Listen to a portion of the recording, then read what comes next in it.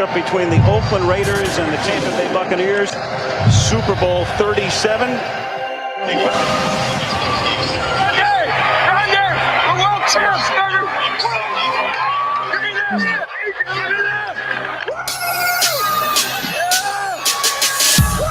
They couldn't catch another shit. Cannons like the loaded, so it's time to flip the script. Cruising through the bay on that Buccaneer battleship, sold up, screaming out, so buck what you heard. So buck what you heard. So buck what you heard. So buck what you heard.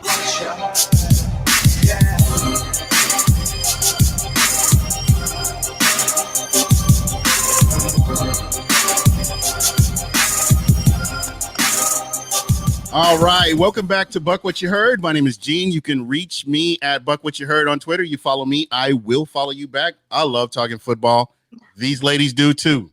How y'all doing tonight? I'm joined by my co-host, Christina, Tampa BAE, not to be mistaken for BAY. How you doing? I'm doing great. How about yourself?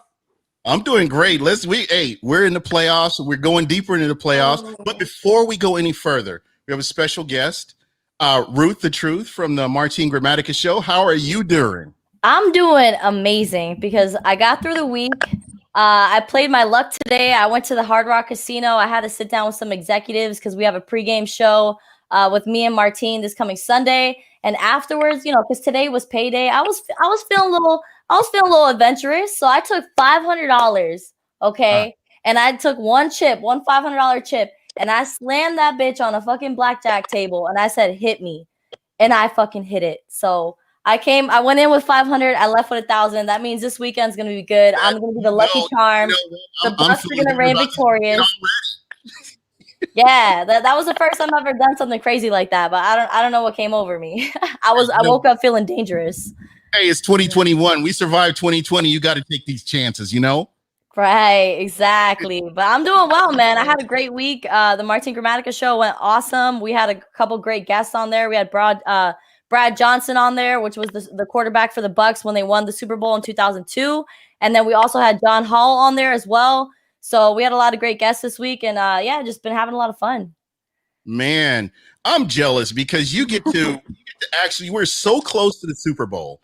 And you're talking to, you work with a player who is actually in the Super Bowl that just is the defining moment of this whole franchise and just what he meant to this team.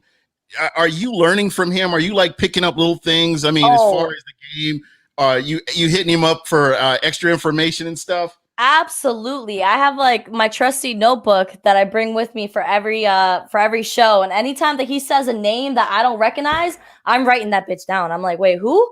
Okay. Now I got to go home, look this person up, fill them out. So yeah, it's been a great learning experience. He's been through it all. Like you said, he scored 12 points for the Bucs in 2002 in that Super Bowl. So he was a big deal. Martin Gramatica has been a great friend of mine. He's been leading me along the way. So I've been blessed to be in connection with him. Absolutely. Yeah. And he actually has a great sense of humor as well. You would kind of think that, he might be a little dry and simple, but he's the opposite, man. He could take some jokes and it's always a good time in the studio. You guys could see us coming back from break and we're always like cracking up because as soon as our mics go off, like the jokes start flying and we just go well back and forth. Like he's an awesome guy. I love him. There you go. Shout out to my people across the pond, Bucs UK, checking us out. Love everyone from the UK. Appreciate that. You know what? The Bucs played this game last week. I don't know how you guys feel. I'm still trying to come down from this game against the Saints. The Saints have had the Bucs number over the past couple of years, and it's been crazy.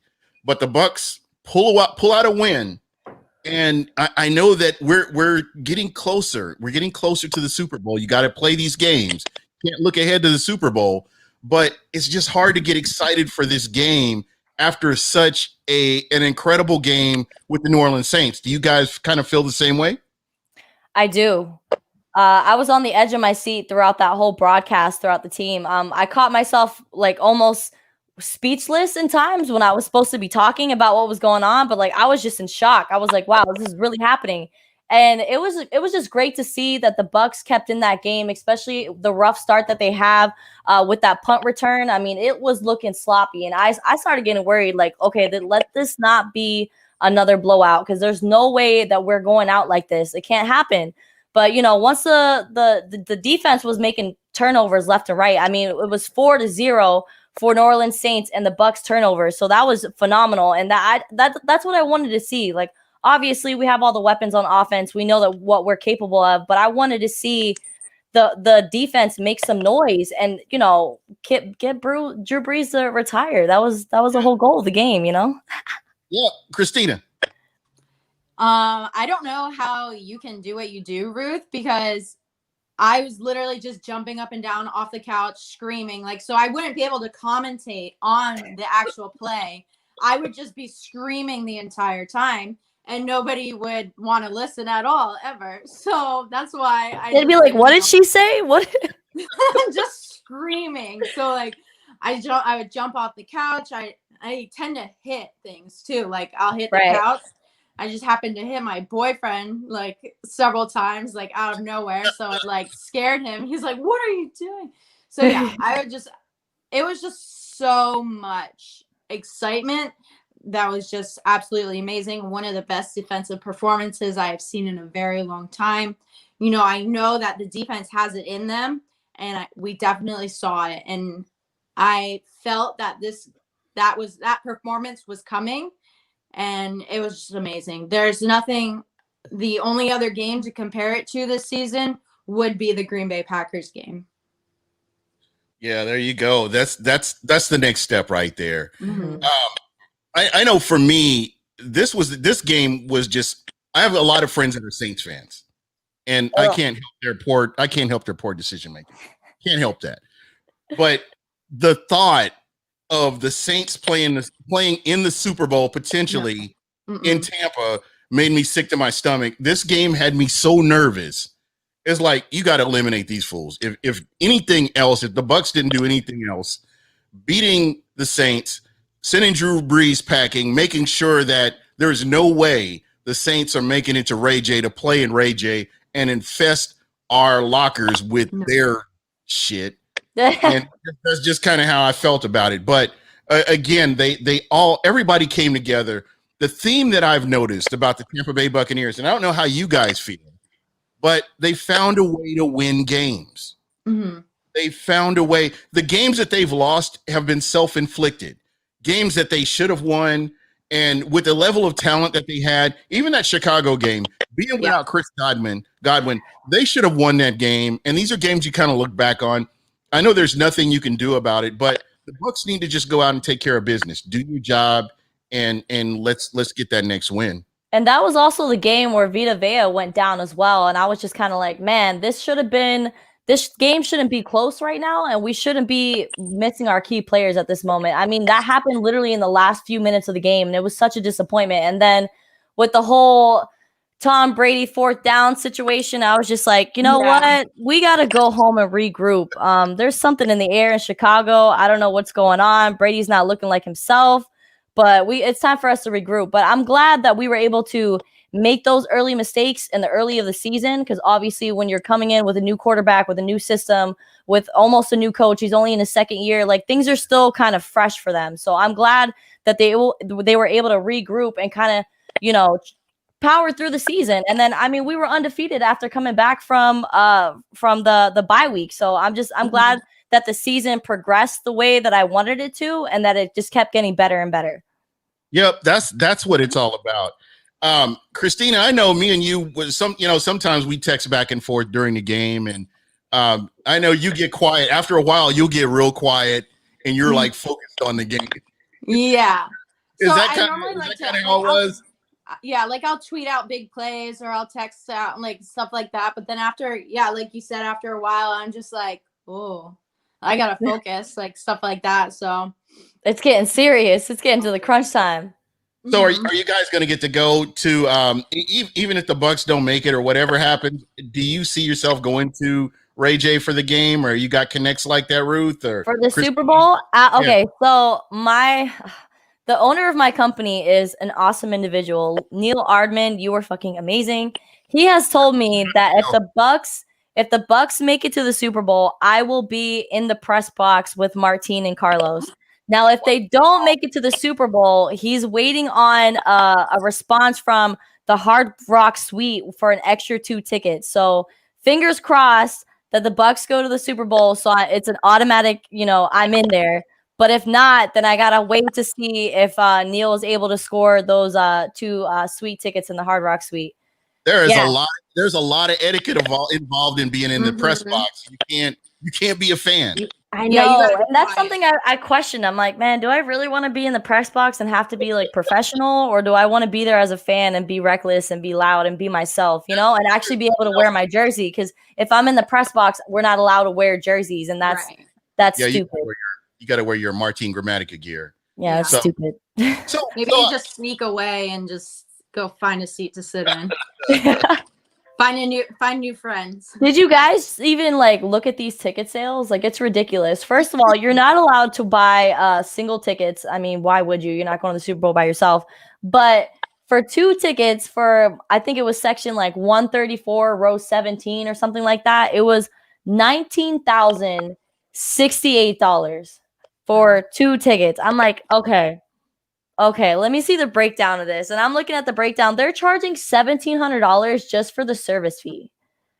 And I was like, you know what? It's understandable because, I mean, we're going from having 65,000 people in the stadium to only having, what was the number? 22,000 or something like that. So, yeah, that's a significant drop. So, obviously, they have to make up in ticket revenue somehow. So, I mean, and especially if the Bucs make it to the Super Bowl, you already know that place is gonna be packed. Gonna be packed. And shout out to Roger Goodell for surprising the Sarasota Memorial Hospital front of the line workers with 7,500 tickets. So I think that is super awesome that the NFL is doing that. Yeah, and if you guys know me, I can't stand that dude, but a broke clock twice a day. So I'm good with what he did. I think you should give the devil his due, and I appreciate things like every now and then. I gotta hear about this. What is your beef with Mr. Roger Rabbit over there? Basically, everything he's done since he's been here has just been kind of ass backwards. I mean, from penalizing players and fines and suspensions, nothing's been consistent. Everything that he's done, he could have done better. I think. For me, and I know we're kind of getting off subject here, but I'll just kind of go into this for a minute. There should be an independent body that handles all of the suspensions or any disciplinary action, because it's not really, to me, beneficial if you have the players union and then you have Roger Goodell who works for the owners. If you have somebody who's totally independent and unbiased on both sides, then you can get a clearer. I think fans would buy into it more if they're handing down discipline, if you know what I mean. Okay. Because realistically, if they have no skin in the game on either side, they're going to be more likely to provide a more accurate, penalty or whatever. Like the whole Ray Rice situation, and you had to go and walk everything back on that. Greg Hardy, there was a Greg Hardy situation. I mean, just so many things that have happened. I mean, I look at Josh Gordon and the, with the weed and everything. Like I said, if there is a way to consistently hand down discipline, I don't have a problem with it. But I just find him inconsistent. The whole Bounty Gate thing could have been handled better, and I could go on and on. But it's just the way he has not been consistent in any way. The whole, and not to get political, this is not political. This is about, just being honest here. The whole Colin Kaepernick thing. There are players that have been guilty of beating their spouses that have been let back in, drug abuse, DUIs that have been let back in with open arms. And, you kind of seen what has happened with that instance. Like I said, fair is right is right, wrong is wrong. I'm not going down that rabbit hole on the show, but that just kind of lets you know just kind of where I'm at with it. I wish we had an Adam Silver of the NBA handling NFL, because Adam Silver seems to always do everything right. I mean, and here's an example. Like even the officiating. If you followed the XFL, the XFL was transparent from top to bottom. New York to the field. This is what's going on. Yep. And you just don't have that transparency. I've seen some phantom calls this year that just totally make me distrust the NFL. The Saints game, and I know the Bucs won this game. And there were blatant plays, blatant holds, blatant tackles by offensive linemen, and nothing was called. And I mean, we've seen that how referees are influencing the outcomes of games, and it shouldn't be like that. So absolutely, that's just kind of my beef with him. It hasn't been anything real consistent to a point where the fans can say, okay, this was a evenly called game. You just kind of come away from it feeling like, man, this wasn't right. Yeah, I agree. So just kind of getting back to the Bucs, because that's kind of why we're here. What are your thoughts on it? Did you guys watch the Green Bay game, the Green Bay Rams game? I caught a little bit of that. I was actually out with friends day drinking. So I caught a little bit of it, but no such thing as day drinking, but go ahead. Since when? It's not. I'm off on the weekends now, so I could like partake in day drinking. You know, I don't work for Disney. I don't work for the mouse anymore, so I get to have my weekends free. Okay. Hear me out. If you notice on the label of a bottle of anything, there's no time from and to. There's no from and to time, which means you can drink whenever you want. This is correct. So but you're drinking during the day. But you can drink it anytime you want to. That's the same as breakfast for dinner. It's the same thing. You can do it whenever you want. That's my argument. But anyway. Okay. But I think I make a good argument here. Yeah, I guess. It's always 5 o'clock somewhere, I guess. I don't agree. Day drinking is when you drink during the day. So Rams and Green Bay game. What was your impression on how Aaron Rodgers played in that game? I think Aaron Rodgers played great. He wasn't under duress. If we go back to the game against the Bucs, he was under duress, and it strongly affected how he played the game. I think one of the keys to the game, the Green Bay game coming up, is they're going to have to get pressure on him. Oh, yeah. And I know you dropped his name earlier, but the return of Vita Vea is going to be huge. Even if they have him on a snap count, it's going to be huge. Yeah. Just how they went about, how they go about doing business. I think that really helps against the run, getting a Vita Vea back. And, you couldn't ask for anything more, just having him in there with the dynamic running backs that the Green Bay Packers have. Yeah, they're not going to be able to run at all on our defense between Devin White, and then now we've got Vita Vea back to plug the hole. And then, Ndamukong Suh and Aaron Rodgers have a very, very long history together, with Suh back at the Lions back when so they're coming, and Aaron Rodgers needs to watch his back again, because when we played them last time, I believe it was 4 sacks, 2 interceptions. And so prepare for more, Green Bay, because it's going to be a long day for the offensive line. So Corey Hall made a comment in this section. Shout out to everybody who's watching on YouTube, Facebook, wherever you're at. We appreciate you being here. But he said the Rams were beat up. Okay. We're how many weeks into the NFL? What, I would say 18, 19. Everybody is beat up. When it comes to having a professional football team, injuries are the inevitable. It's going to happen. So what makes a team great is the players being able to work through injuries and their longevity of being a professional football player. That's just the name of the game. It was unfortunate that Aaron Donald was dealing with the cracked ribs, and he probably wasn't playing to his best abilities. But I mean, it is what it is. We can't sit here and give the Rams any excuse. Jared Goff was playing with a dislocated thumb that he had surgery on like 2 weeks prior to that. Like, that's just the way it is. And I feel like the Rams should have never been in the Super Bowl when they were against New England. So, I mean, it was your time to just be sent home. I'm not a huge Rams fan, so that's just how I feel on that. Yeah, 100%. That's kind of where I'm at too. you can't make excuses. You still got to go out and play the game. Yeah. Regardless of who you have as next man up. I mean, when you look at the injury report for the Bucs, you're down Antonio Brown. You could be potentially down Antoine Winfield Jr. You could potentially. He's questionable right now. So yeah. These are kind of things. They announced today that Antonio Brown, the knee injury that he suffered, is apparently he's not as far along, so he's not even going to be traveling with the team. I think that's like that. I feel like that's devastating for a player in an NFC Championship game not to be able to be with your team. Yeah, that's a tough one. But then go ahead. Go ahead. No, I was just going to talk about Antoine Winfield, but go ahead. No, I was just going to say, and like the fact that he got his MRI after the Saints game and they were saying that there was no major injuries, I was very hopeful that he was going to be able to return. But I mean, we still have depth when it comes to the receiving core. So Antonio Brown, yes, was a big loss, but we're not going to use that as an excuse. We're still going to be able to put up points on the board. There you Absolutely. go. You know, Scotty Miller and Tylen Johnson are the next men up. And as we know, it's like Scotty Miller is, you know, one of Tom Brady's favorite targets behind Antonio Brown. So, I mean, we beat Green Bay without AB. We can do it again.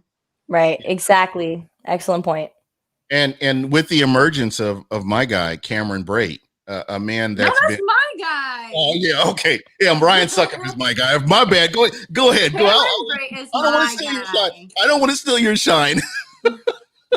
Cameron Brate is my guy, okay? I'm going to put that out there. He is one of the most – so he's in between a tight end and a wide receiver, in my opinion. He's not as big as most tight ends, and he's not as agile as most wide receivers, but he has the best hands, most underrated catcher in the league. He's been known in the Buccaneers for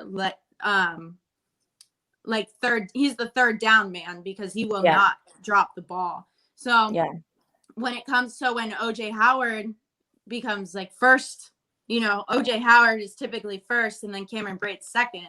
So I've always thought that Cameron Brate is better than OJ Howard, but so that's just my opinion. And that's why Cameron Brate is my guy. I think because of the injuries that have plagued OJ Howard, I understand why you would say that. And again, I think Tom Brady is realizing just what an asset Cameron Brate is over, I would say, these last 3 weeks. Absolutely.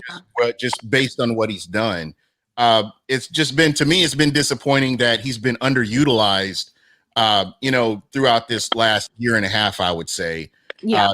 I realized that he was coming off an injury. Part of it was part of it. But once he was healthy, he's a guy that you have to use. You have to use him in some factor here. Yeah, absolutely. And let's talk a little bit about that run game, though. Leonard Fournette, hello, showing up when you're needed the most, my friend. But I mean, I am hoping, and it has been said that Ronald Jones has been participating full-time in practices. So we're hoping that there's no issues in warm-ups and he could be out on the field. But I think we have a great running back core right now. I mean, Keyshawn Vaughn, I'm sorry for the rookie, but you fumbled in a playoff game. We don't got time for that, my friend. Go sit on the bench and you watch how these professionals get it done. Yep, absolutely. Yeah. So like playoff Lenny is a whole nother beast, as we've seen. Like he's gone insane. I love Rojo. I think he's still nursing that knee injury. So I hope he's better and we can have that combo of Fournette and Rojo in there and just getting it done. And Fournette is much better at catches than Rojo is. So having that as a factor in this past game, in the game versus the Saints, was great to have. Yeah, I mean, but you saw the progress of Rojo's receiving talent as well. So he's gotten better throughout the season. But I mean, I would put Fournette over him. I'm interested to see who they're going to have start. I would want to see a good rotation between Rojo and Leonard Fournette throughout that game. But I probably see Fournette starting. There you go. For me, it doesn't matter who starts. I think as long as they can both come in and contribute.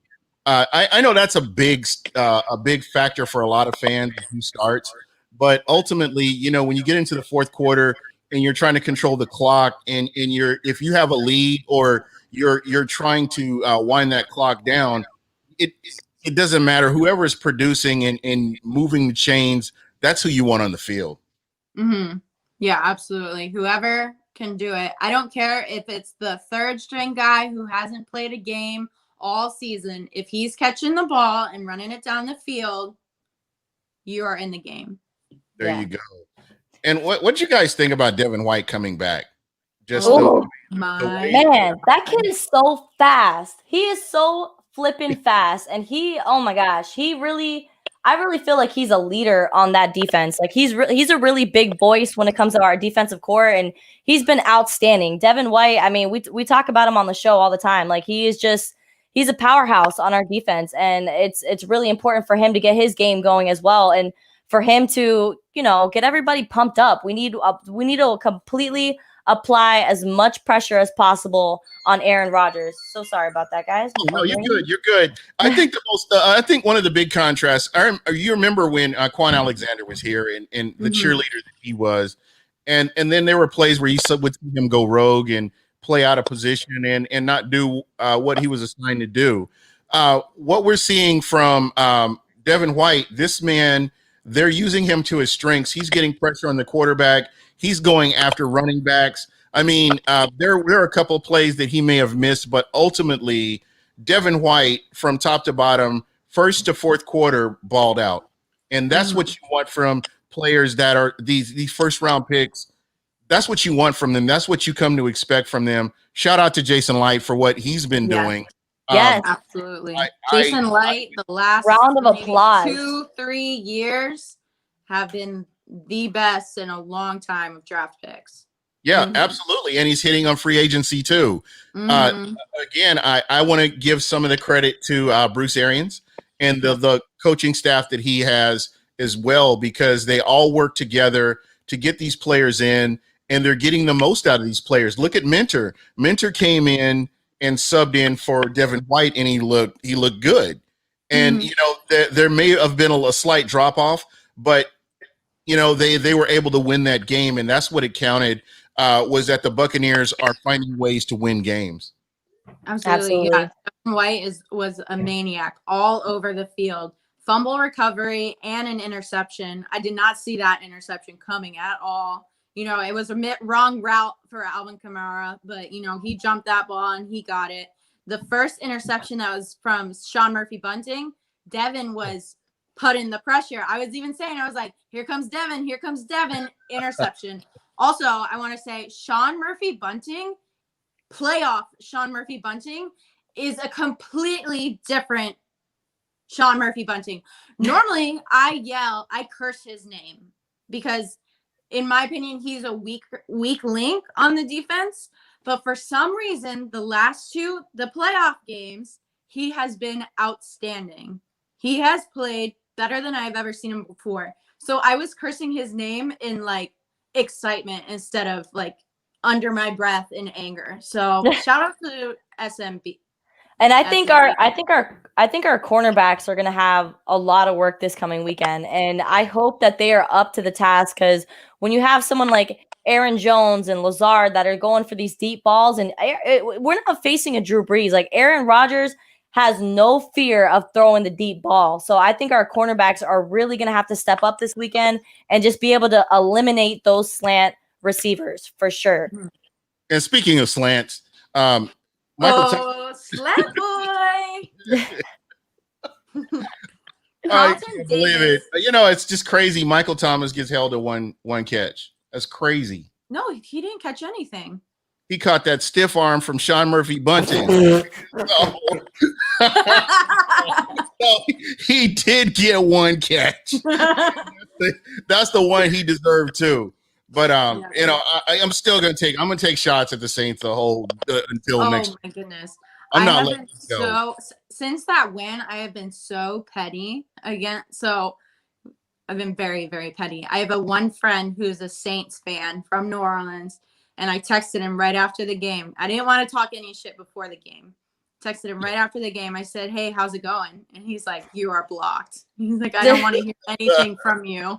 And that's all. That was the end of the conversation. So we won when it mattered. That's all. Yeah, and that's the key right there. And it kind of goes back to what I was saying. The Bucs are finding ways to win these games, and that to me is huge. Right. And just to correct myself, I meant Devontae Adams when I was talking about those wide receivers. Aaron Jones is obviously the running back. Yeah. My bad.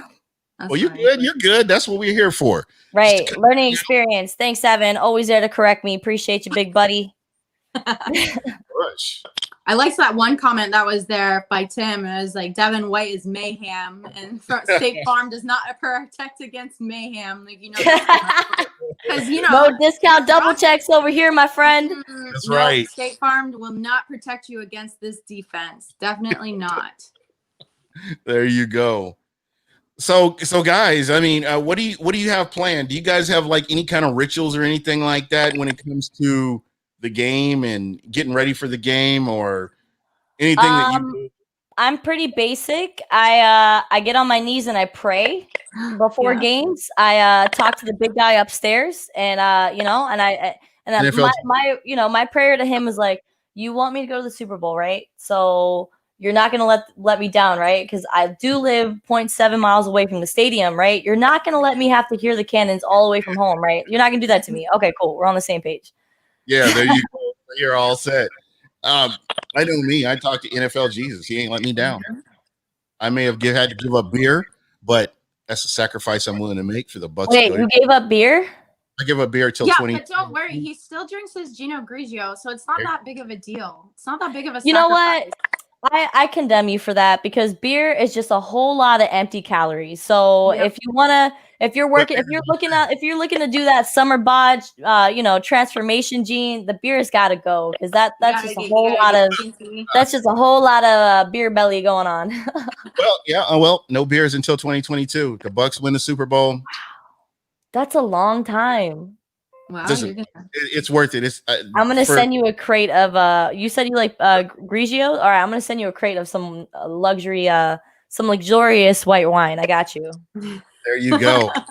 So we can't go wrong there. So for you, I know that you were supposed to have Warren Sapp on.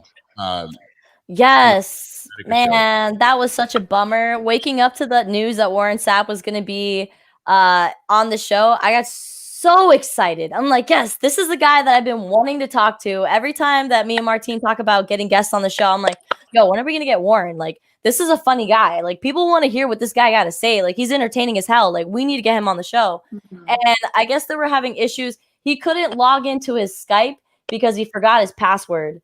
And he was trying to do the forget your password. It wasn't working out. I mean, I guess he's an older guy. Technology is not their thing. I understand. So it is what it is. He couldn't get on the show, but he did tell us, he said, I'm going to be in town next week, I'm going to be in town the week of the Super Bowl. So maybe I could just come into the studio. And I'm like, oh, even better. Yes. Even better. Come on in. We'll put our masks on. We'll wash our hands, whatever you need, my friend. So I'm hoping that we can make that happen and he can come into the studio, because I would love just to give him a fist bump since I can't shake his hand.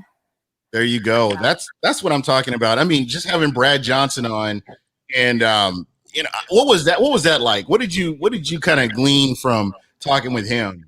Yo, he's funny. That guy is funny. He has a sense of humor, and just the excitement when talking about his son, the quarterback that plays that they beat LSU, right? Yeah, quarterback for LSU when they beat the Gators, and he was talking about that embrace with his son on the field, and on ESPN they put that snapshot of him when they won a Super Bowl and he was holding his son in his hands.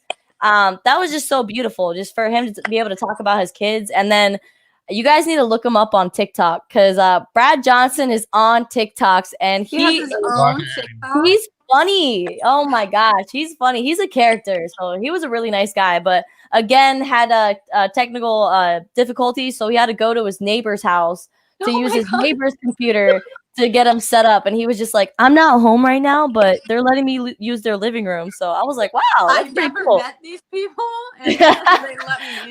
I knocked on their door and asked for a cup of sugar in their computer. Was this like a Tom Brady situation where you go to the wrong house, or is this one? Yeah, but he had a lot of great insight, and I love it when these older players, when they start talking about their Super Bowl run and what was going on in the locker room and the camaraderie that was going on. It's so exciting to hear. It's an awesome experience just to like be in the room with these guys when they're hashing it out about old times. It's pretty awesome. I'm gonna have to add him on TikTok. My TikTok's basically It's Big Bad Brad 14 on TikTok. Big Bad Brad 14. Yeah. So look him up. He's funny. And he plays basketball as well. So he does a lot of like funny like trick shots. And I see your jumpers too. You what? I see your jumpers on TikTok. You do too. Oh yeah. I haven't seen yours yet. I'm still waiting on those. You promised me a basketball video 6 months ago, Gene, and you were like, "I'm gonna get you. I'm gonna send it to you personally." Come on, man. It ain't been 6 months. It's been a long time. I was still living in Orlando, so it's been at least 2 months. Wow. It's been a while, my friend. I'm still waiting on those. And then Eric Wilson for the Sports Arena actually challenged me on a one-on-one, and I'm like, man, I don't think you want this. Like, you're 45. You can't jump like you used to. I don't know if you that quick, but it's funny when I get challenged because when I actually play them and they're just like, oh shit. I'm like this is real. You thought this was you thought I wear a basketball around my neck for like no reason? Like, no, I'm Ruth the Truth. Like, get with it. Of all the sports, I'm athletic. I played all sports. Basketball is not one of them. I cannot play basketball. Honestly, once you conquer basketball, you could do freaking anything. So basketball, well, I started with gymnastics and then I went to basketball. And then after I mastered basketball, I was just like, oh crap, I could throw a football. All right.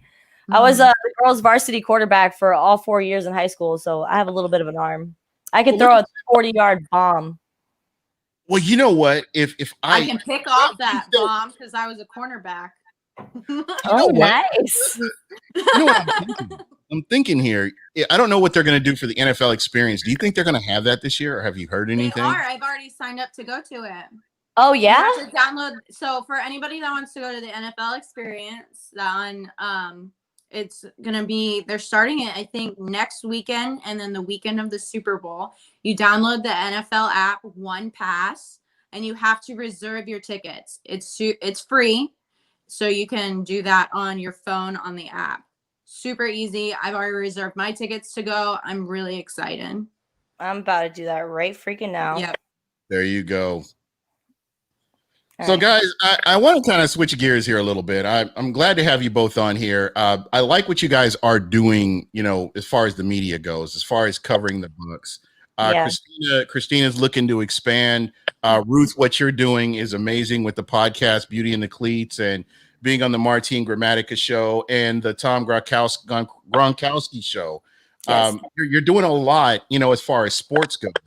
And, I want to talk about what your thoughts are with what we're seeing with women in male-dominated sports. For instance, Sarah Fuller, the kicker for Vandy, or Rebecca Lynn Harmon, who actually got to coach part of a game for the Spurs, or Sarah Thomas, who's actually going to get to ref in a Super Bowl for the first time in NFL history. These are ceilings that they should have been broken a long time ago. Yeah. You want the best of the best. And I feel like if it shouldn't matter your gender, if you can come out and you are the best of the best, then you should have that opportunity to do what you do. And it shouldn't have anything to do with looks. It shouldn't have anything to do with, anything other than your ability. So, I mean, how have you guys handled just, as you've been coming along? I know for Christina, you're building up your Twitter following, and I see you posting things about games, whether it's hockey or I've seen things about the Rays. How is it for you getting people to accept you and what you're talking about? I don't know. They just have to believe in me. I try to post the best that I can and tell, my opinion on the things and tell the facts of whatever sport that I'm covering. And, they just have to listen to me. If they want to be fans, then it shouldn't matter what gender I am. You know, I could have a screen name that's a guy's name, but what's the difference? Could do if like I'm something talking like about, Homo Fud or something like that and see what happens. yeah, like what's the difference if I have a guy's screen name or, you know, my real name? And But again, the reality is that, and I've seen this with certain females, just that when they post something that may come off as a hot take, people, men especially, will come back at them like, hey, you know, you're a female, what do you know about the sport? And do you guys experience any of that? I did one time, and then I just had to pull up some pictures of me balling, and I'm just like, that's what I know about the sport. I used to play the sport, so I have every right to be able to talk about it as well. And I'm sorry if I'm intimidating you with the amount of knowledge and information I'm throwing at you, but that's just the name of the game. It's 2021. It's time for you to get on board with women being involved in major decisions, and a lot of major decisions are made in the sports world. So we have every right to, you know, stand our ground and our positions. And another thing about that, if you're cute and you're in sports, does not mean you want to be sexually harassed every other day. Like, that is something that men need to get that through your heads, that just because we're involved in a male dominated sport does not mean that we're trying to get a train run on us. Like, we're just here to stand our ground, to speak our knowledge, and that's about it. So the DMs have to stop. I've blocked a few people. Don't harass me. I am single, but I want to stay single forever. That's just my MO. So leave me alone, okay? I just want to talk my shit and drink my makers and play some ball here and there, embarrass Gene whenever he's ready. And that's about it. Just let me be, yo. And also the Washington football team has been the first, and it was announced today that they're the first NFL team to make a black woman a coach, a full-time coach on their coaching staff. So congratulations to Jennifer King for making history. Nice. That is very nice. I haven't really dealt with anybody. Yeah, I haven't really dealt with anybody on my Twitter calling me out about my knowledge, but definitely the sexual harassment is a huge problem that I run into. Like, don't slide into my DMs. I don't know you. I don't, like, sometimes you don't even have a profile picture. Even if I do know who, those are the sketchy ones. Like, no, I'm not gonna randomly give you my phone number. Right. Like, that's just not gonna happen. Okay. And yeah, I will block people. If we're not talking sports, you will be blocked. So that's basically what happens. And I'll say, like, do you want to talk sports or not? And they're like, nah, I want your phone number or pictures or whatever. And I'll be like, block. So I had somebody ask me if I had OnlyFans. Are you serious? And I was I haven't had that one yet. Not that one. No, I don't have an OnlyFans, and I'm not doing that. I get paid to talk about sports, and that's good enough for me. I don't need any extra cheddar. I'm sitting pretty where I'm at. I'm cool. But thank you, Evan, for giving us a shout out for Beauty and the Cleats, and Christina with the Tampa Bay Sports. I would love to have you on Beauty and the Cleats sometime in the future. Again. Yeah. Okay. So let's run it back. Yeah, so it just having fun with it. That's what it all comes down to right there, is just really enjoying this. And you know, this is kind of like your calling here, just to be able to do stuff like that. Yeah, absolutely. Like, I mean, I grew up playing sports. I grew up watching sports. Football was my first love, and then, you know, the other sports started to come in, and, you know, I didn't realize that I could start doing what I'm doing. Well, like, not what I'm doing, because I don't really want to be like a sports host or like an analyst or anything. But like, it was Casey Phillips, the Bucs reporter, that I started watching, that got me into the idea of thinking about, like, I can work in sports. Like, she works in sports. Why can't I do that too? And then, you know, I was that was a couple of years ago. And then, you know, I've just seen more and more women reporters or on working for teams and stuff like that. So it's definitely possible. It's hard work. Yeah, I had Casey Phillips on the Martin Gramatica show. She's amazing, like completely professional, super knowledgeable. She's, you know, we were just hitting questions at her, and it was like she wasn't even stuttering. Like, she's freaking amazing. So she's definitely somebody I look up to as well. And I mean, we can't leave out Jenna Lane too. I mean, she's been doing an excellent job covering the Bucs, and I know that she's gotten a lot more media coverage since Brady has come to the Bay and it's made this team more relevant in the NFC South. So it's just a beautiful thing to see. Like, guys just got to get used to it. Women are taking over, and it's okay. I mean, we make this world go round anyway. So, I mean, if we can talk sports like gentlemen do, but we have a better delivery, then why not? You should be all for it. Beauty and the cleats. There you go. And I love the show. You know, I get disappointed that more people aren't watching it. Right. So I'm a little disappointed that Danielle Montez in the comments is having a little bit of a bitch fit right now, saying that we're not fans. Don't give him no I'm shine. a little curious. Really? No? Wait, okay. No, don't give him no shine. For real. It's all good. It's all good.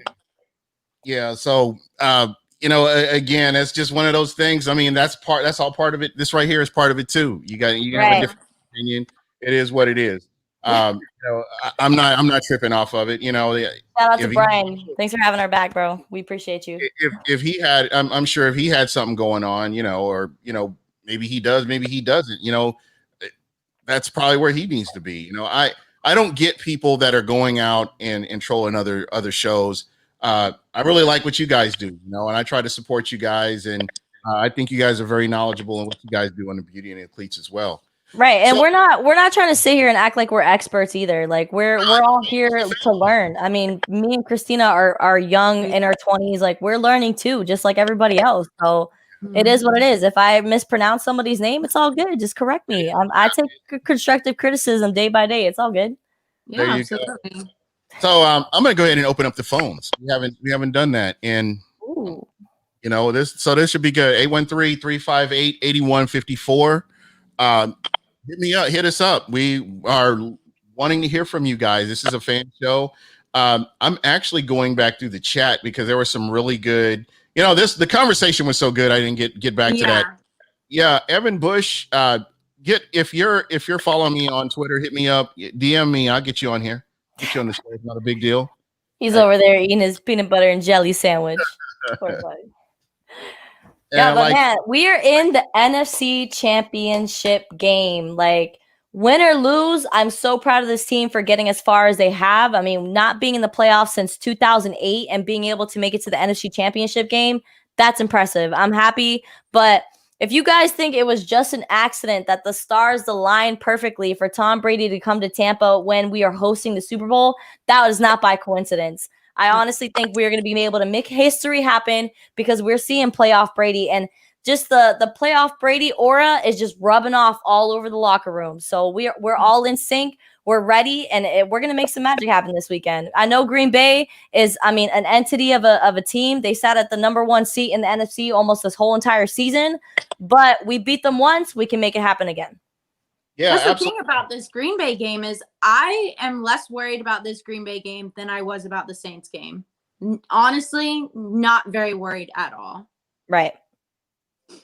I was worried about the Saints game for the simple fact that Drew Brees and Tom Brady have just been going tit for tat all season, and the way they kind of embarrassed us at the Raymond James Stadium the last time we saw them in Week 9, I was like, man. But at the same time, I was like, there's no way that Brady's gonna let this go down like this. Like, there's no way. Like, he's gonna put Drew Brees away, and the defense is gonna know how to step it up. Because once you let a team score 38 unanswered points in one game, there's no way you're gonna let that happen again. I mean, you wouldn't be able to sleep right.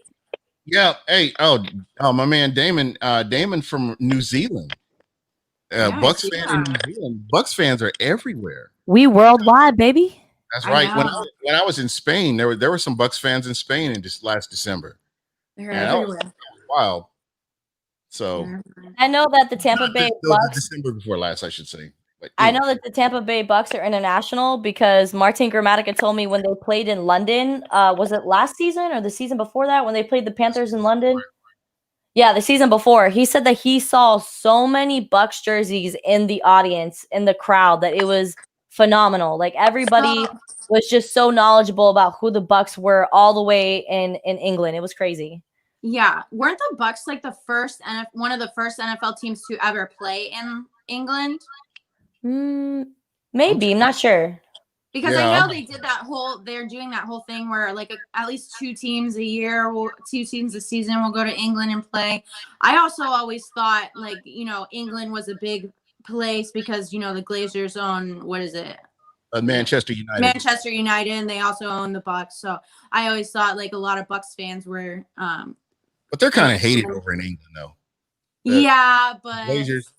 Yeah, I know. A lot of people wish ill for the Glazers and everything that they've done. So I don't know. I mean, we used to say the same thing too, but there you go. And things have turned. I don't know. You know what? When I look at the Glazers, when you look at the ownership of the Glazers, I can't be mad at the Glazers. No. I mean, really, if you think about it, they pretty much stayed out of the way. Whoever the coach has been, unless it gets really, really bad. They've always stayed out of the way and let them do whatever. Let the GM and coach do whatever they do, and it was just a matter of getting the right GM and the right coach in place. And I think what we've learned from Jason Light and Bruce Arians and that coaching staff is that when you get the right people in place, you can do so much. I mean, it went from Jason Light to bringing in to Bruce Arians to bringing in that coaching staff, and that attracted Tom Brady to come here, and you kind of see where we are right now. I was happy that they were able to pull the trigger on letting go of Jameis Winston instead of giving him a contract extension, because I know you had 5,000-yard seasons year in and year out, but those 30 interceptions are just too costly. I mean, when you're giving up 100+ points to the opposite team, like we can't allow that to continue. I think what it ultimately came down to was you have Tom Brady. You have the potential to have Tom Brady, the GOAT. Or you have Jameis Winston and unrealized potential. And based on what I saw, the sample size that I saw from Jameis Winston in New Orleans, I'm sorry, I just don't see him leading a team to a Super Bowl. And so I'll come on here and admit I was wrong if it ever happens, but just the way he plays the game and his decision making and some of the ball placement that I've seen from him, I know it was a sample size, but it reminds me of what he was doing when he was here. Right. And I mean, it spoke volume that he wasn't that go-to guy when Drew Brees went down. I mean, they decided to put Taysom Hill in instead of, the guy that you just paid $1 million to be the second string. So, I mean, that kind of spoke volume as well, that maybe Sean Payton is not convinced that Jameis Winston could change his ways. Because I think it was like the first snap when he came in, when Drew Brees went down, the first snap, he threw it to a San Francisco defender. And luckily the guy dropped the ball, but you literally put it right in his hands. So flashbacks of what you did in Tampa, Sean Payton was like, get back on the bench. Get back on the bench. You still have a lot to learn. Yeah. Yep, there you go. Christopher Cole has a question. Who's under the most pressure to win, Rodgers or Brady? I think Rodgers, in my perspective. It's been a decade since the Green Bay Packers were even in the Super Bowl. You've only won 1 ring. You're at the end of your tenure.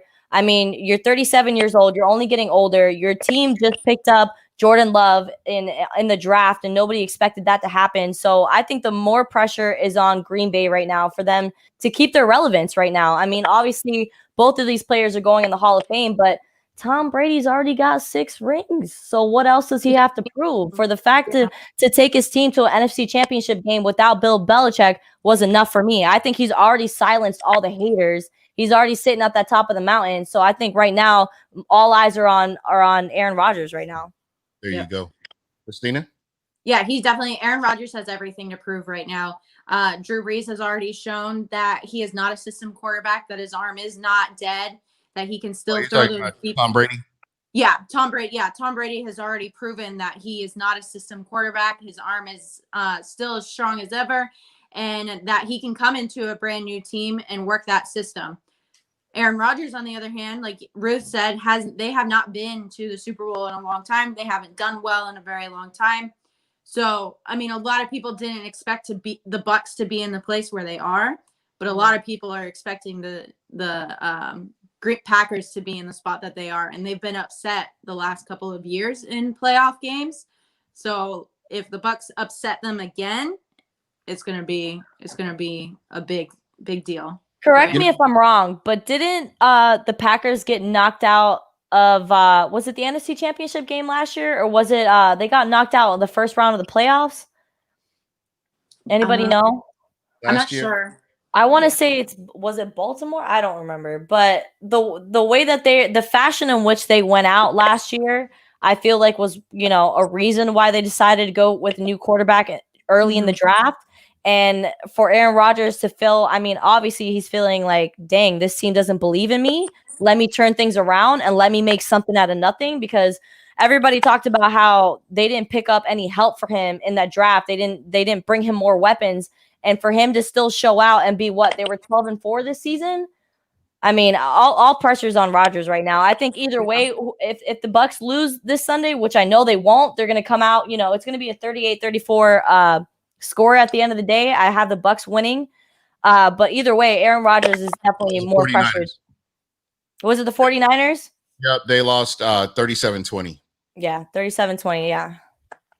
So yeah, you're right on. Carrie, shout out to Carrie. Thank you for dropping the knowledge too. I'm right there with you.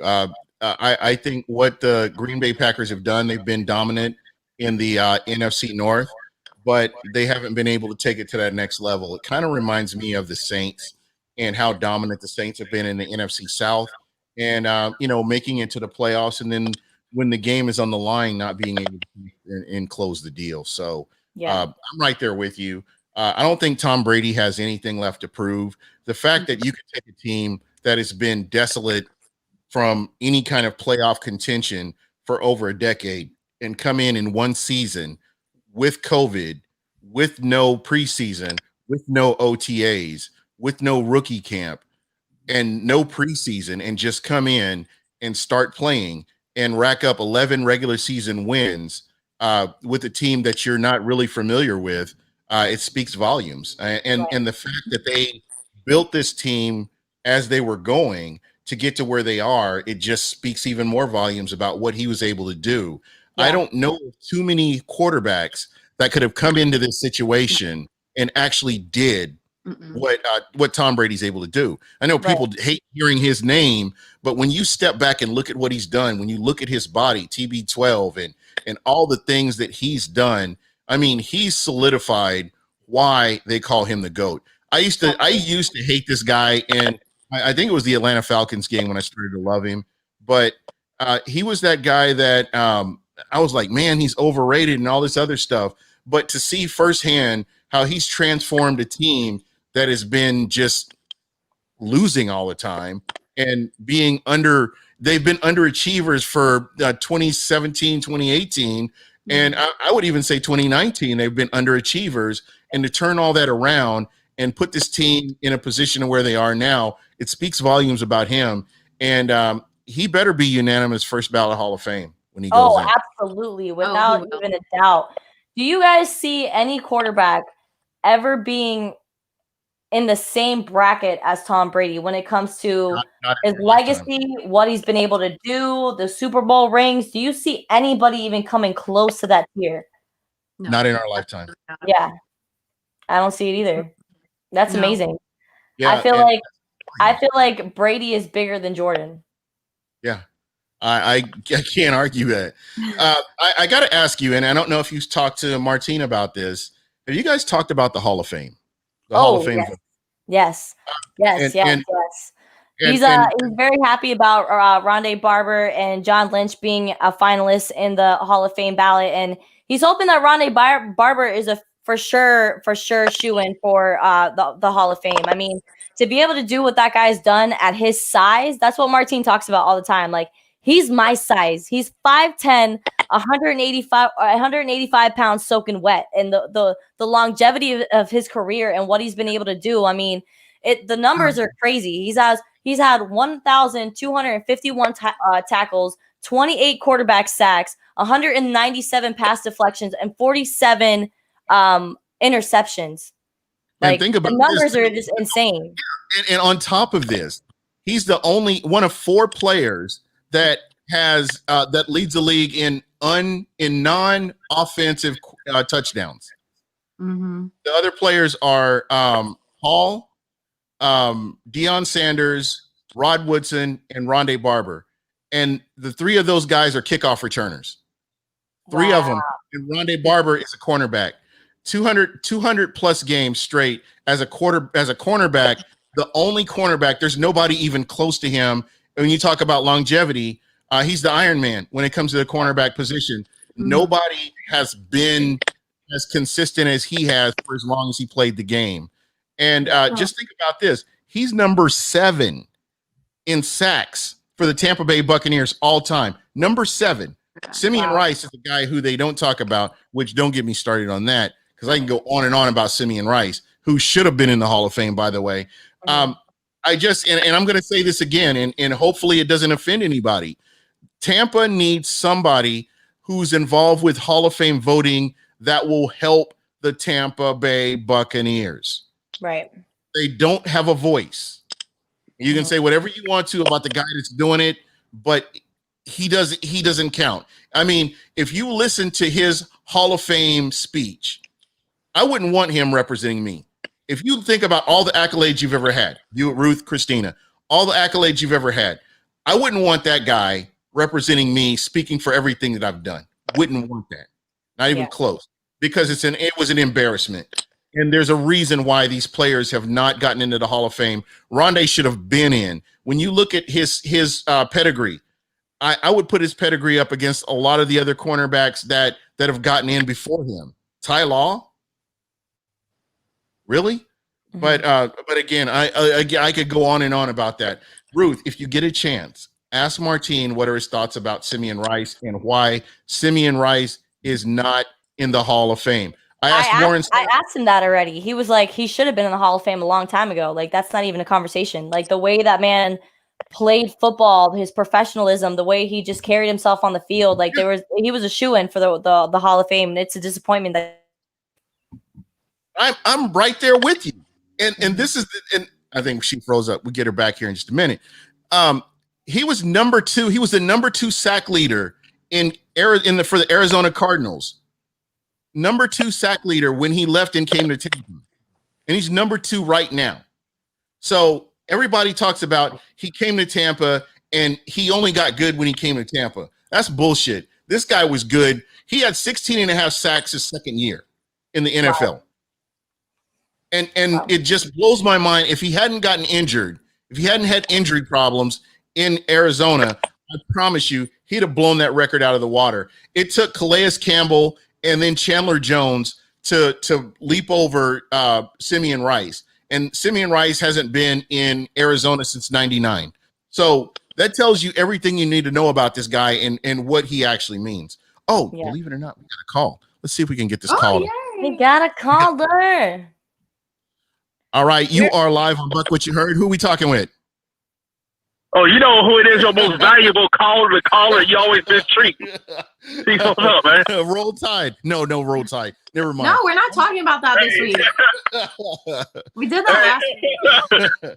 T. Smitty, my church coming. What's on your mind tonight? Oh, can you hear me? Yeah, I hear you. What's on your mind? All right. Man, a couple of things here. First, as a whole, I know there's some good members of the Tampa media, but as a whole, the media sucks. And I'll tell you why. I get tired of them talking about Levante Davis overrated. He's not overrated. He's underrated. No one talks about him. Hell, they don't talk about the guy. I'm sorry. I'm like, the media has to realize they tell the story of this team to the casual fan base. Like, we both live in Phoenix. We don't get Bucs games like that. I'm from Alabama, Garcia, we'll get them. Yeah. But we don't get Bucs games like this. People may only see highlights. And people aren't looking for middle linebacker unless his name was Ray Lewis. It's up to the media to tell that story, to tell people why this guy is one of the best linebackers in the game and in his era and should be in the ring of honor when he retires. Yeah. They don't do it. Yeah, it's really a shame that, like Ruth was saying, and, she's talking with Martin Gramatica about this, he should have been in already. I think John Lynch and I hate to say this, but John Lynch should have gotten in earlier, but there are some players right now that are coming available to be Hall of Famers that their statistics, I just don't know that he gets in right away. I mean, just based on what we're seeing. Right. We were talking earlier about Tom Brady And, we were talking about how he's the GOAT. And Mike, my man Mike from Canada, brought up Joe Montana. And I used to be of the mindset that Joe Montana was the GOAT.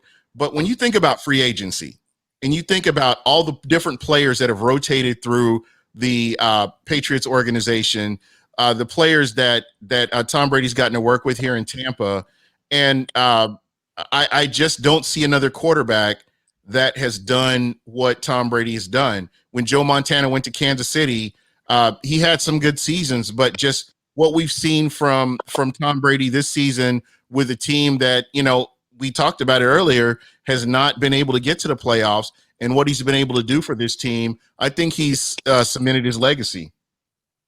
There's one guy, and I know we're dating ourselves here, Gene, that gets lost because he made chicken salad out of a lot of chicken shit, and that was John Elway. John Elway. Yeah, because those Super Bowls, he got them there, but man, the talent discrepancy. Like, name those receivers he was throwing to. Besides Shannon Sharp, who was the next receiver that you would name? Well, like Terrell Davis, the first good running back he had. That's the one guy I think who could be in the conversation. But I put on my Twitter about Brady, right? And people underestimate coaching. A good coaches around you. You can't. You can't. The Buccaneers are living proof that you cannot underestimate coaching when it comes to building up your players. Absolutely. I do not underestimate coaching at all. We have gone through some of the worst head coaches I have ever seen. Greg Schiano, one of the worst, so you do not underestimate coaching. And I think Lovie Smith not Lovie Smith. That's another bad one. I think Bruce Arians has done a great job with Tom Brady in mixing the offense together. Yeah. So go ahead. You know what, guys and gals? Now, I'm not going to lie. As a black man, I'm all about the black coach. But when Lovey got down 56-0 on national TV, I was like, hey, he got to go. That was year one. I like, it was over. But it's over. You can't get embarrassed like that on national TV. But, the one thing like Arians, people don't take what I'm about to say as a knock. I think he's a better teacher than X's and O's guys. There's a lot of good X's and O's guys that cannot teach a fat kid how to eat cake. So just think about that. And what I'm saying, I'm not saying he's a bad coach, but I'm saying he has a lot of teachers. And what people underestimate, not y'all, but a lot of fans underestimate that these guys may have talent, but they still have to be taught the game, the nuances, things like that. I watched the art of coaching on HBO finally. It was Saban and Belichick. Belichick was in the room with Brady and Saban was a tour, showing them what to do when you get this look. When this guy has his stance, this is what you do. This is where you go. A defensive coach tell him how to beat their coverage. Now, how many do you think Dirk Cutter did that with anybody? Lovey, Schiano, anybody like that? They were not teachers. And he was still teaching Brady all these years. Because these guys have to be taught the game, and you see it now. And it usually takes like a year or two for those young guys to get taught. And you see it. And you see the fruits of their labor. And I'll say this one quick thing also. Sometimes the coach has to save the GM from himself. And I think Bruce Arians has saved Jason Light from himself. Because you notice that Bruce Arians got there, the trenches have been addressed a lot more. Yeah. Yeah, most definitely. I mean, look at the offensive side of the ball, especially. I mean, offensive side of the ball is atrocious. And what they've been able to do with that, and even the defensive line, people were jumping out the window when Vita Vea was drafted. Everybody wanted Derwin James. Yep. No. But Derwin James isn't stopping the run. I mean, if he is stopping the run, they're going to stop running the ball and throw it over his head or whatever. I mean, that's not what he's built for. That's not what he's there for. You need to address, and if you look at the past 3 seasons, every team that has been strong in the trenches has won the Super Bowl, with the exception of the Chiefs. With what they do, they're a more offensive-minded team, and their offensive line's okay. But I mean, when you look at everything else, I'm sorry, I think that's what the Bucs have needed to do, and they've done well. They've hit it in the draft, and they've hit it out of the park in free agency. And I think it's gotten a lot stronger since Bruce Arians has been here working with the general manager. And we've seen Mark Dominic and Raheem Morris, Mark Dominic and Greg Schiano. Yeah, it's just been bad. It has not been good. So to me, I don't get it, man. There's something they've got to fix. Yeah, and think about it, Bruce. Look what Bruce Arians came from. He came from the Pittsburgh program. Yep. He actually coached at Alabama under James Stallings, who did some good years. So he came from good programs and know how the trenches are. And think about this. When last time you heard of Pittsburgh having a bad offensive line or a bad defensive line? When have you heard that? But they're just a well put together organization, top to bottom. Yeah. Yes. And so I think with Vita, remember we said this before, Gene, and I remember when they drafted Vita, and I was like, oh, this could be a good play because if anybody who's still in denial about Vita Vea, go to I think it was the Peach Bowl when Washington played Alabama. He was running down Alabama players. He was tough in that line. Alabama could run on him. And that's when they drafted him. I was like, oh, hell yeah, I'll take this. Yeah, I watched him first. I was like, who the hell did Victor Mullen do? Kick it out of him. And how the hell did Saban recruit this guy? There you go. How come we could buy his mom an Escalade to get him on campus? There you go, man. Something. Yeah, I know you. I knew you'd find a way to get Alabama in this conversation somehow. Hey, I knew it was coming. But he said Alabama twice already. Hey, yeah, but with this game, right? Uh-huh. I think there's one underestimated group on this. Not underestimated, but one unsung group. The Packers have a good secondary. Yeah, and I think Jair Alexander is going to be one of the all-pro guys coming up. And but the thing, I'm actually more worried about this game than the Saints game. I was one of the few guys on Twitter was like, hold on, why are y'all so worried? The Saints only got 6 points. Drew Brees can't throw everybody's head. Yeah, this is going to be a tough game, but again, it's a winnable game. I've heard so many different people talking about how Green Bay is not the same team from early in the season, and I've basically said that when you're into the playoffs, it's a totally different situation. You have to get to the playoffs, and everything is 0-0, and everybody's starting out from scratch, and you're working towards getting to the Super Bowl. And you either have to turn it on, either you can turn it on or you can't. And I think that Tampa has the weapons to do it on both sides of the ball. And with the return of Vita Vea, I couldn't be happier about having. If I had to face the Packers, it would be right now with Vita Vea back in the fold. Yeah, you're right. And one thing, if I'm the Packers, the last game they played, and the reason I'm more worried about this one is that the Bucs humiliated them, and Aaron Rodgers had the worst game of his life. And usually you don't get that too often. But I think that the Packers, if they try to establish the run, they don't get the door speed off. So they're gonna have to just stay screwed and pass, like the Rams did that night. Yeah. But I think the one flaw of the Bucs that I think a lot of people are missing is this team is still sloppy in certain areas. And the Saints could have had 3 picks, but they didn't catch the ball. And I was joking with KB on Twitter. I told a friend of mine, if you know who threw that pick, old boy would have magically toe tapped, and the other would have magically bounced off the arm and got in his hand. But I was joking around like that. But the Bucs took advantage of those bad passes breeze through. The Saints didn't. Sometimes it's just that simple because there's a lot of good fortune that goes along with things. And I'm not knocking good fortune. Hell, I would take good fortune. And I think, because I said the last time I talked to you guys, that the Bucs beat the Saints, I think they're going to the Super Bowl. Yeah. But I think that I think the only thing is, I hate to break it to Bucs fans, they ain't playing press man all game because guess what happens? If you play press man all game, Valdez, Scantling, and Lazard could get behind. Yeah. So you're gonna have to switch it up. If you can't play more than one coverage, maybe not getting a contract extension. I'm sorry, I hate to break it to you. Yeah. And I'll say this last thing, and I run. I take taking my call. I enjoy talking to y'all, and I enjoy having ladies on talking about.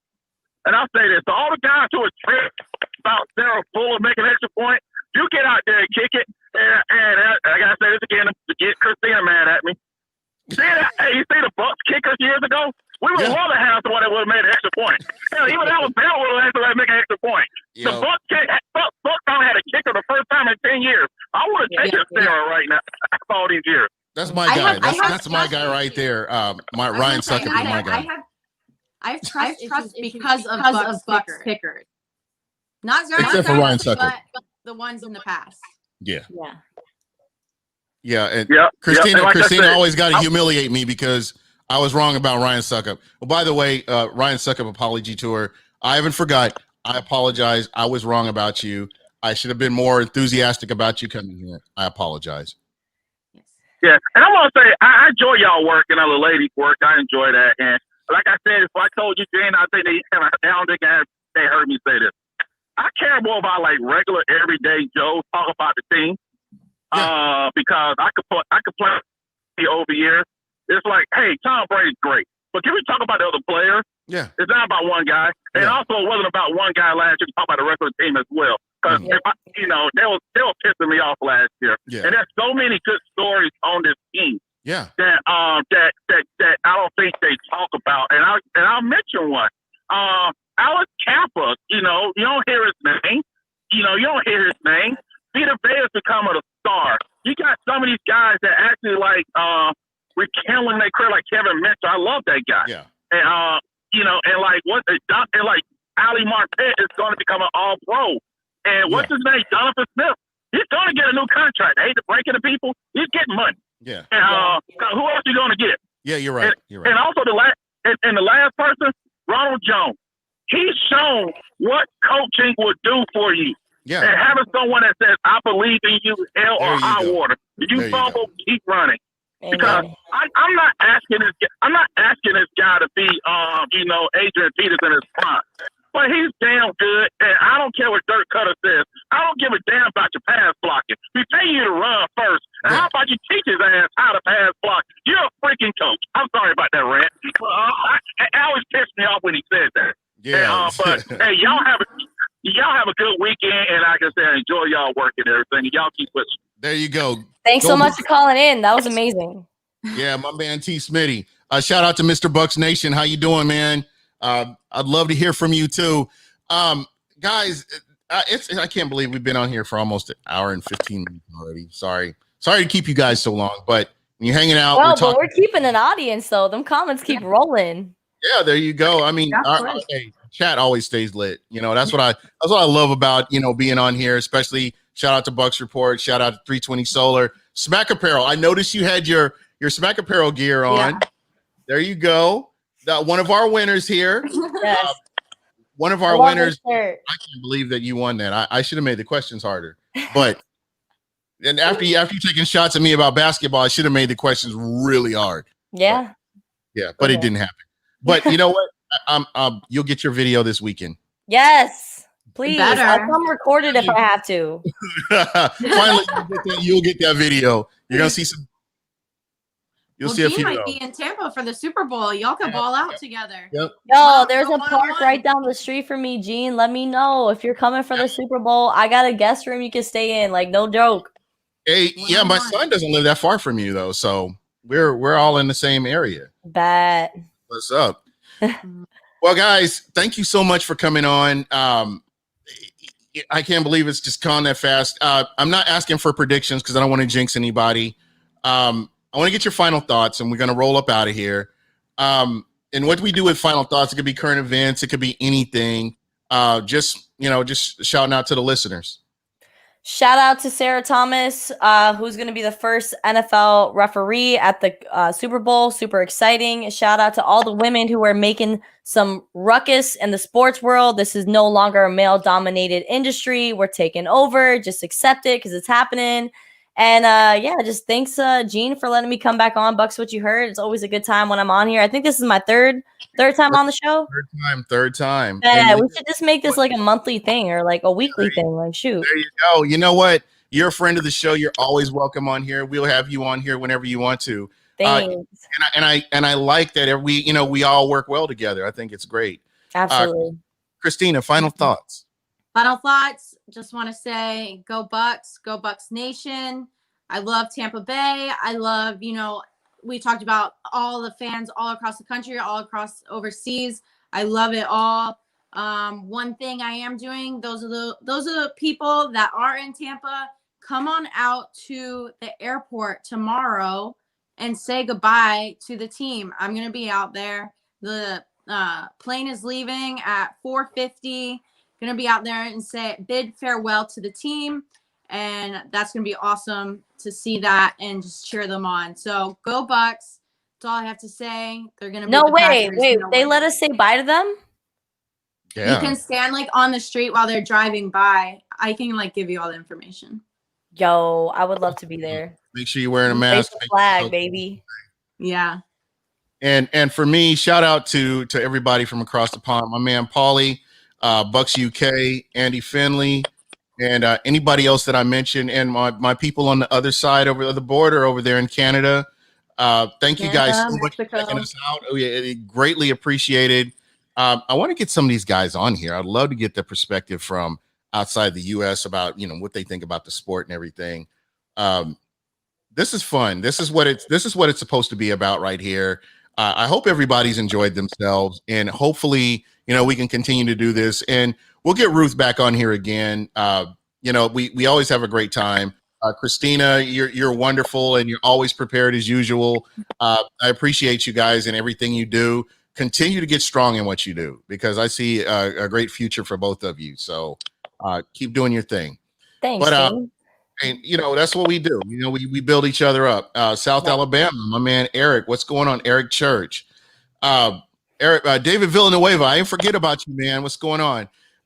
Everybody, I'm sorry if I missed you in the chat. Catch me next week. I promise I'll make sure everybody gets shouted out. We will be doing the contest next week, where we will be offering a free t-shirt. So if you guys get a chance, call in next week and we'll get you on here, hit you with the 10 questions. I did 15, by the way, but we'll hit you with the 10 questions, and so hopefully we'll get a winner again. But anyway, that's pretty much it for us, and we are out of here. Have a great night. Go Bucs. They're gonna catch me, yeah, and it's like a load of so